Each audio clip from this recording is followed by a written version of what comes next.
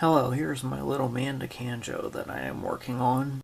Remember, when watching project videos, to always watch the video in its entirety before starting to build anything. And then you go and analyze what you have on hand and see what you can build. And remember to keep it simple and to think outside the box. And your project does not have to look identical to what you see in the video. It's part mandolin and it's part canned banjo. It's pretty much all scrap materials that I had on hand. Coffee cans, some pop rivets, some yardsticks from Home Depot. There you can see how I cut the can and mounted the rulers in it. I also put some duct tape on the can so I wouldn't cut my fingers. I actually glued 2 rulers together, and then I stuck them in here and mounted them. And then I cut up a 3rd ruler and I stuck it on there. There and there. So it looks like that. There you can see it up close.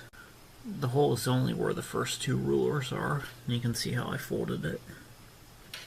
And on this side, this part does not actually go into the can. And you can see how I dismantled some pop rivets to stick the strings in there so they wouldn't get cut. I've seen a couple people do that. That's where I got the idea from for that.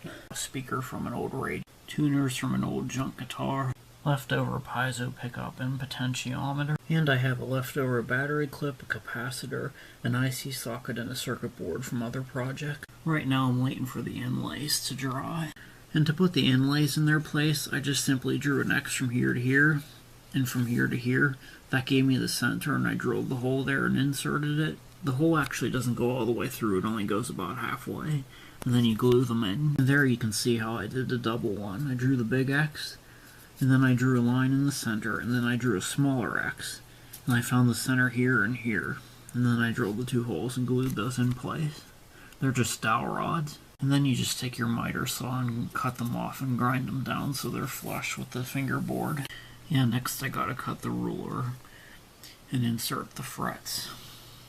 You can see how I marked it. And the frets are just pieces of aluminum cans that I bent in half and trimmed down to that size. I clamped them in the vise to make them fold tight.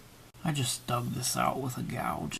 And I got some old strings that I took off of my guitar. And while I'm talking projects, I did a little woggle on my whip to make the handle look more aesthetic. I also added a paracord bracelet to it so I could hold on to it better. So I can say my whip is now totally finished.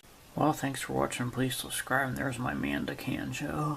Stay tuned for the finished product. The one day I was shopping on eBay, I came across this lot of 50 tuning pegs and 12 end pins. It was $40.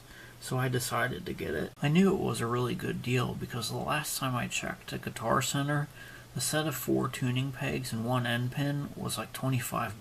I made a bunch of instruments with them. I took them to the flea market and sold them and made back what I spent on them. Yeah, I'm one of the few people my age that has violin building experience. I know how to use all the tools.